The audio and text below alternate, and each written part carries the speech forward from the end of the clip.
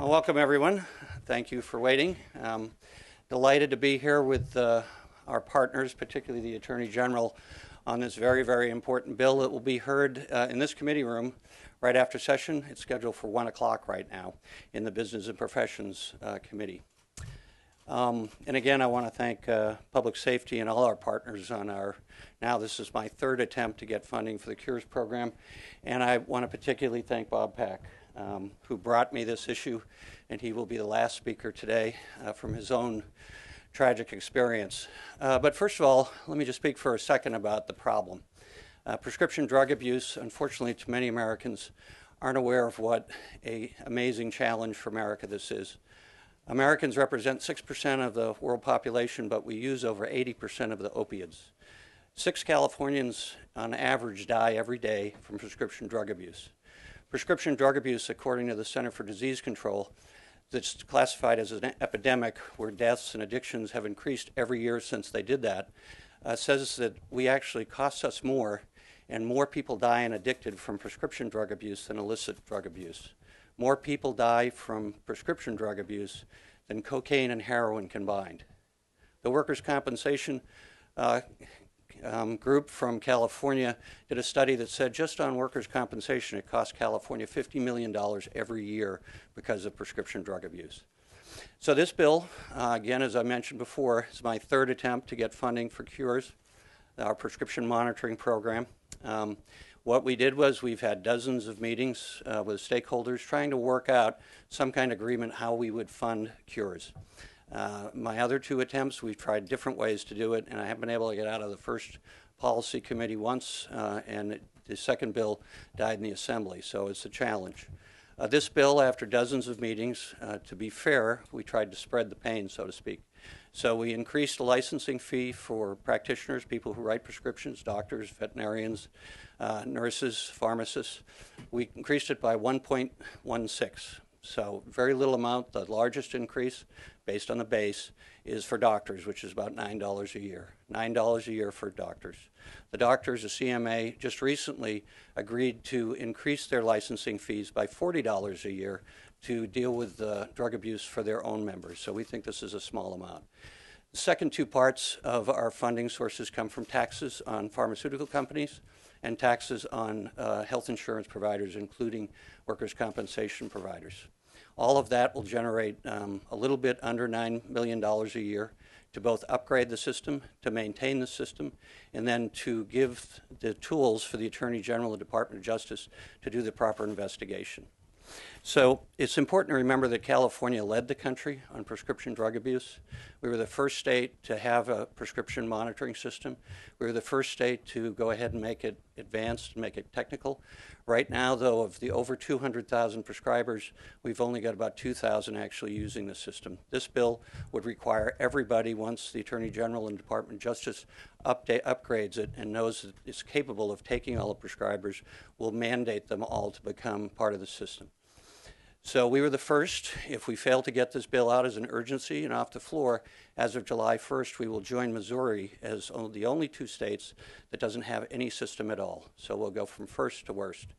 We want to make sure that doesn't happen for the Bob Packs and, unfortunately, the hundreds of people in California who have had to go through the kind of grief and suffering that Bob has gone through.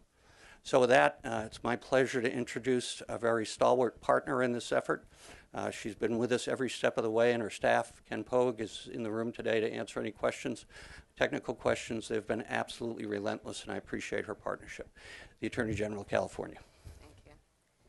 Thank you, Senator, for your longstanding leadership, in particular on this issue. I've had the great fortune of being able to work on this with you for the last couple of years, and I thank you. We are also joined by some leaders in law enforcement who are here to emphasize that Cures is really the point of intersection between public safety and public health.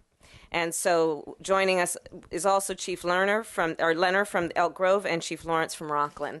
And we are here as leaders in law enforcement because we recognize that the Cures program, it saves lives. The public health model tells us that if we're going to deal with any epidemic, be it a crime epidemic or a health epidemic, it is smartest to deal with it from the perspective of prevention first. And then if it's a little too late, if the sniffles take on, we'll get into early intervention. But if we are at the point of addressing a serious public health or public safety issue in the emergency room, it's far too late and it's much too costly. So what we are doing, and in particular what Senator DeSaulnier is doing with SB809, is essentially giving the resources that are necessary to keep this program going. And what does it do? It's pretty simple. It's a database. Physicians, pharmacists, and law enforcement can all access it in a way that we can figure out if, for example, a patient is getting access to medication that actually is contradictory to other prescription medication that they may be getting from another physician. So we can catch that at the front end to make sure that that patient is not taking medication that will in some way harm them because it's in conflict with other medication. The other thing it will allow physicians to do is to figure out if the patient is basically a drug-seeking patient. If they are going to various physicians in different places to get the same medication because there's an addiction issue. What we do with Cures is that we maintain the database at the California Department of Justice. And we work with physicians, we work with pharmacists to make sure that that information is current and up to date and that the database is robust. Seems like a simple point, but it is resource intensive. It requires individuals in my office to be able to receive the information, to input it, and to track it, and to share it with the physicians. It also requires that we have agents, sworn agents, that have the ability, where there is a need for interdiction, where there is a need for a law enforcement response, to go out and to make sure that we deal with it in a way that there will be consequence and accountability. You all may know last year, my office, and in particular, the California Department of Justice's Division of Law Enforcement, took a $71 million hit to our budget. It practically decimated the Division of Law Enforcement for the California Department of Justice. We had to lay off about 100 special agents. And in that process, the Cures program was on the verge of being shut down. We put it on life support to keep its essential function going. But if we are going to address, as the Senator has outlined, one of the most serious public health and public safety issues that we as a state are facing, we have to make the Cures program robust. It has to be staffed up in a way that it can actually fulfill its intended purpose. We also know that the reality of doing this work is going to be addressing the mundane. So part of what the revenue from this legislation will do is it will allow us to update the database in a way that is consistent with current technology and the benefits of current technology.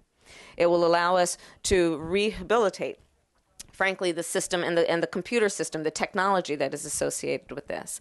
It will allow us to do the work of maintaining it every year because, as we know with any data system, it does need to be maintained and it needs to be upgraded as technology upgrades.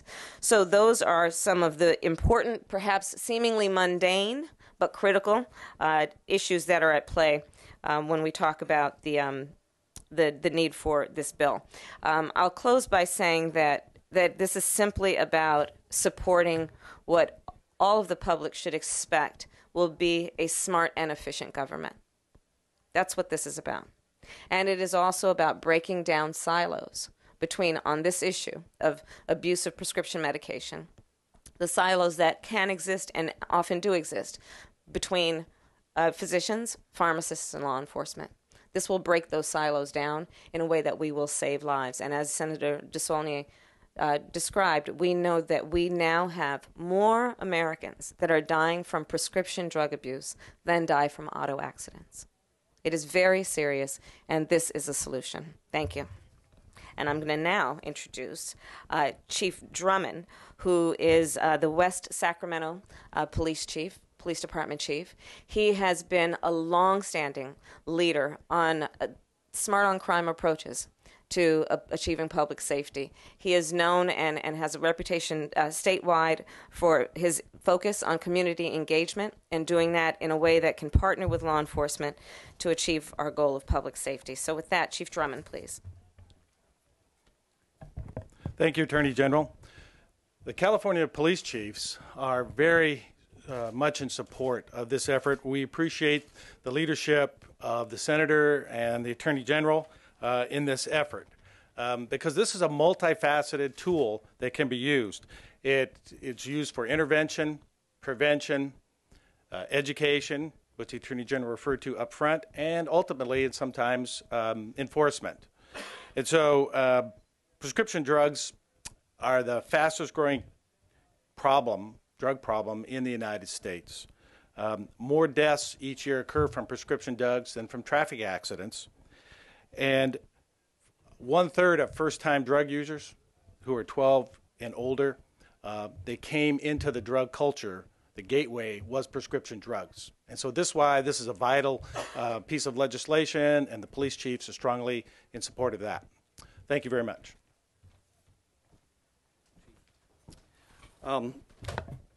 Again, I want to thank both the Chief and the Attorney General and all the public safety folks who have been our partners.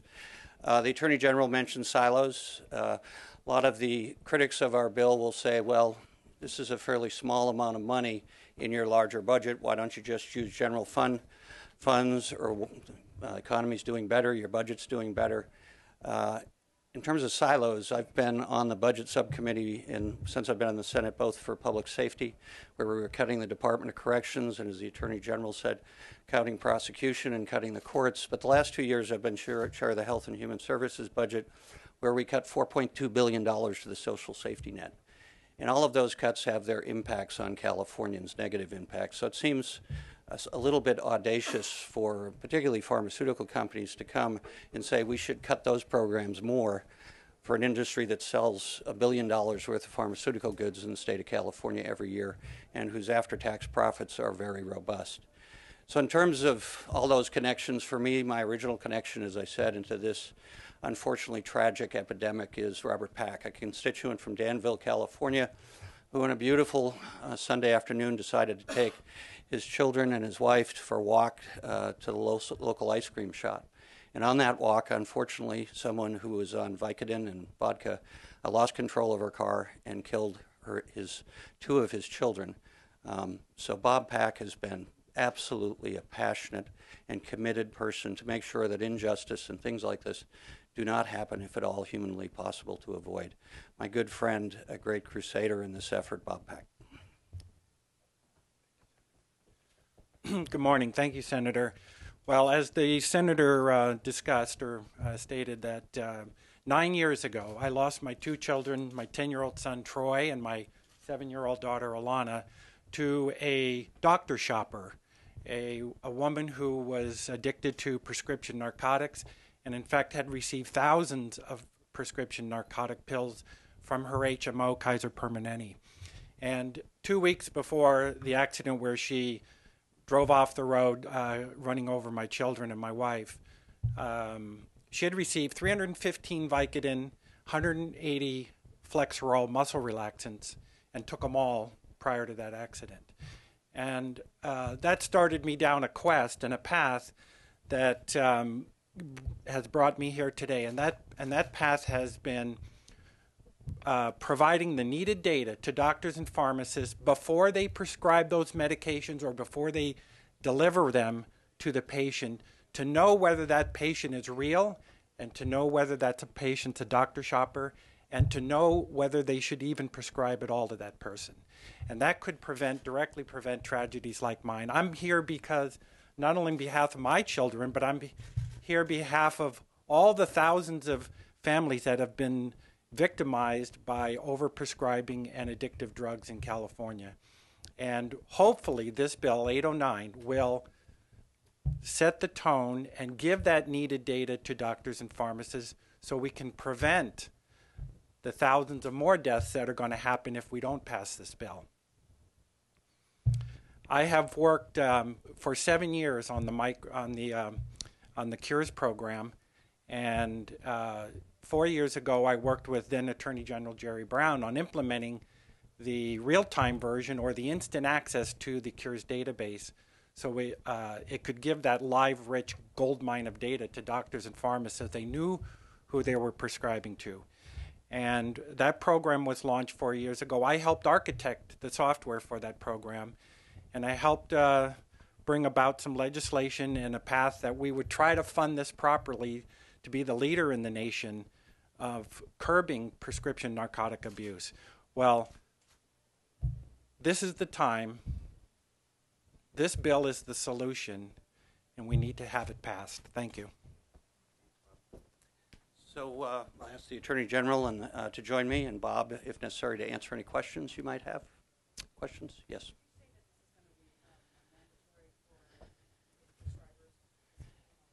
Yes. So one of the contentious parts of the discussions, and there have been many, has been that they would be mandated to be enrolled. So that will be determined once the Department of Justice and the Attorney General realizes the system has the capacity to do that.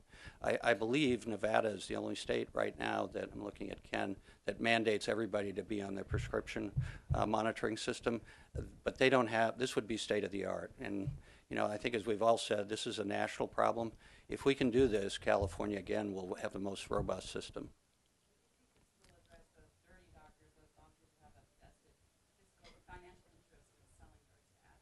Yes. So as the system's been explained to me by the Attorney General and her staff, is it'll give close to real-time information for them, and it will have a series of red flags built into the system. And if the Attorney General wants to talk about that. Exactly right. What it will do is we have, by design, dedicated special agents who are responsible for following up on the apparent abuse and literally conducting criminal investigations. And obviously those are labor intensive. It requires doing research to figure out and talk with various physicians and then do the research to actually catch someone who may be committing a violation of the law. So that is, again, and I want to also emphasize the point that Senator DeSaulnier made. You know, time is significant here. The passage of time is significant. And we can't let any more time pass on this. We need to fund this. This bill is actually a matter of great urgency because each day matters. And each day someone is out there abusing drugs, or a physician abusing the rights of their license, and they need to be caught. And so this is something that can't wait until the next legislative cycle. It's something that needs to happen now because this is literally about saving lives on an issue that is perhaps something that we've not historically thought of as being life-threatening. But we have a trend that is evident, that is clear, that has taken place, where the abuse of prescription drugs has become one of the biggest areas of concern for, again, the public health professionals and public safety professionals, as evidenced by the fact that there are more deaths attributable to these abuses than there are car accidents these days.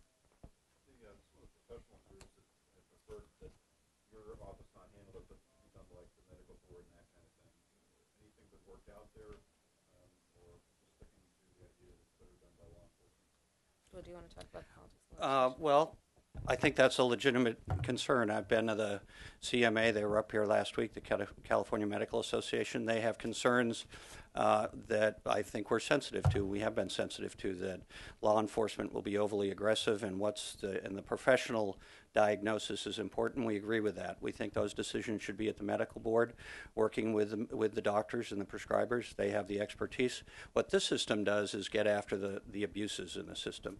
The system will, as the Attorney General said, and I said earlier, will red flag when a doctor is writing too many, and they'll be able to go in and investigate. And again, they'll be able to do it using the guidelines established by the medical board as to what the right diagnosis is. So there's an ongoing discussion there.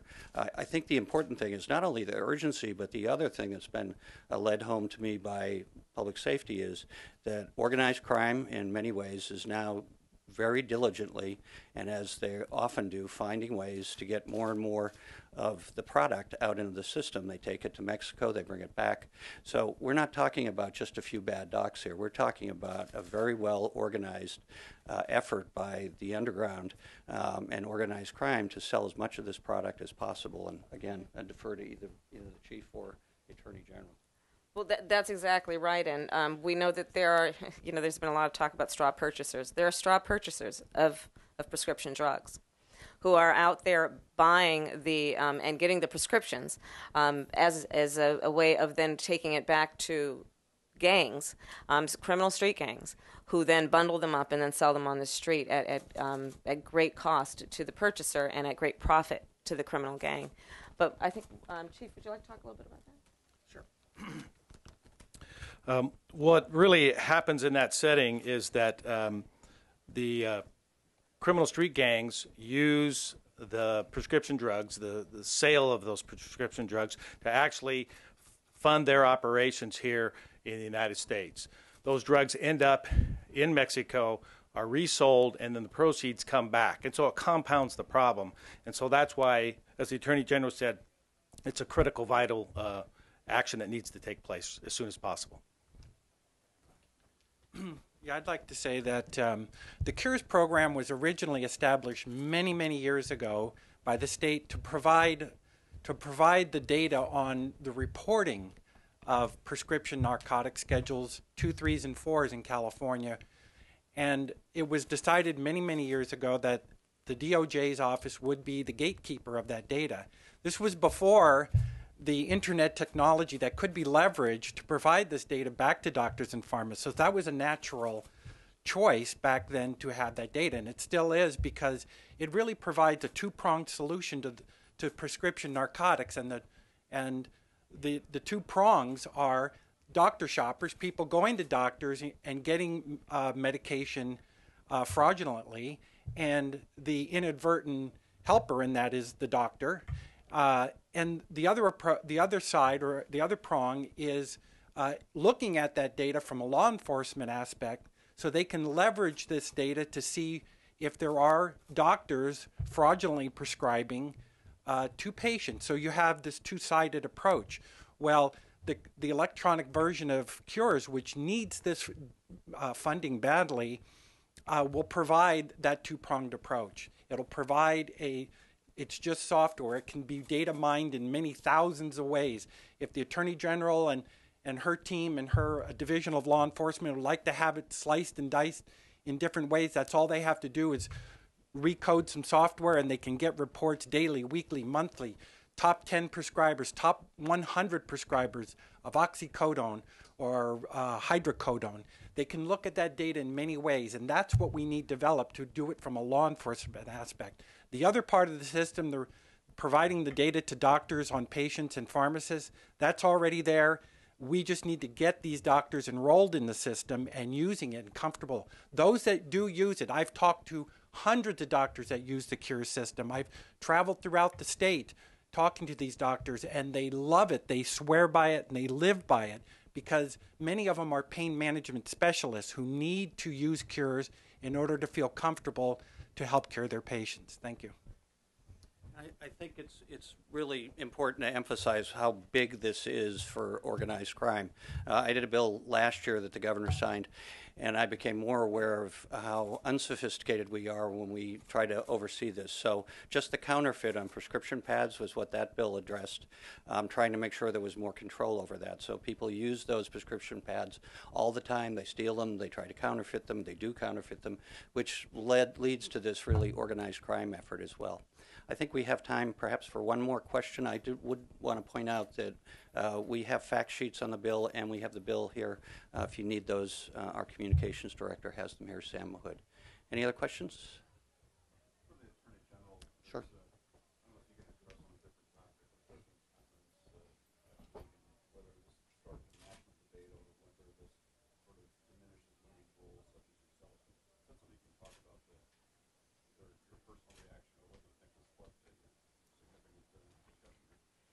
No, I'm actually here to talk about CURES and the need for funding for that. And I will tell you, when I look at the issues that are most pressing for the state of California, this is one of them, and this is where I'm focused right now. But thank you for the question. Just an editorial comment for me. We want you to write about serious policy like this, not that those other comments weren't part of the national conversation. So we will be available. I want to be respectful of the Attorney General's time.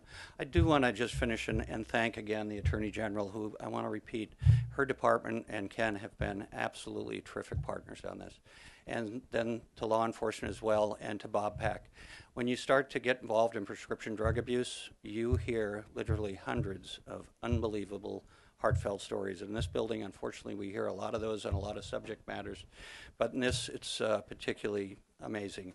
And to think that these are products that are designed over history to relieve human pain, and the fact that they are now contributing so much pain to Californians like Bob Pack and thousands of others is something we really have to stop. So with that, thank you very much for coming. Thanks again to the Attorney General and the police chiefs, and thanks to Bob. Good job. Thank you. Well done. Take care. Thank you for your courage. Really. He's amazing.